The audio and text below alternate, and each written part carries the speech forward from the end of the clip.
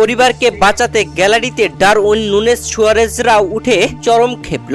Colombia বনাম উরুগুয়ের ম্যাচে গ্যালারিতে তখন মূলত হয়েছিল কি, যা জানলে আপনিও রীতিমতো চমকে উঠবেন। কোপা আমেরিকার দ্বিতীয় সেমিফাইনাল ম্যাচে খেলতে নেমেছিল কলম্বিয়া ও উরুগুয়ে, যেখানে এই ম্যাচে একজন বেশি নিয়েও উরুগুয়ে জয় তুলে নিতে পারেনি।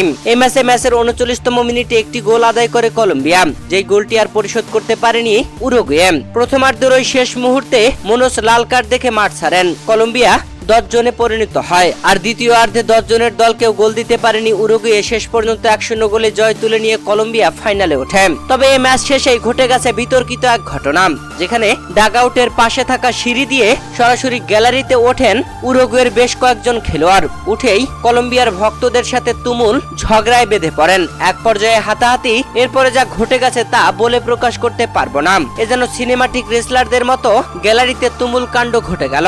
মূলত এই ঘটনা ঘটে গেছে উরুগুয়েনরা তাদের পরিবারকে বাঁচাতে গিয়েছিলেন। উরুগুয়ের বিপক্ষে এমন জয় তুলে নেওয়ার পরে কলম্বিয়ান ভক্তরা উরুগুয়েন খেলোয়াড়দের পরিবারের সাথে বাজে ব্যবহার করছিল।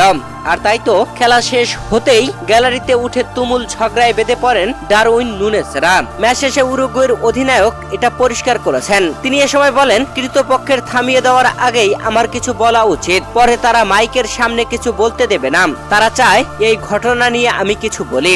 দর্শক, এ সময় তিনি আরো স্পষ্ট করে বলেন, আমাদের পরিবার ছিল সেখানে পুলিশ ছিল না, তাই আমরা সেখানে যেতে বাধ্য হয়েছি। দর্শক, এই ম্যাচে 1-0 গোলে উরুগুয়েকে হারিয়ে ফাইনালে উঠেছে কলম্বিয়া। আর ফাইনালে তাদের প্রতিপক্ষ আর্জেন্টিনা, যে ম্যাচটি আগামী 15 জুলাই বাংলাদেশ সময় সকাল 6টায় অনুষ্ঠিত হবে যুক্তরাষ্ট্রের হার্ড রক স্টেডিয়ামে।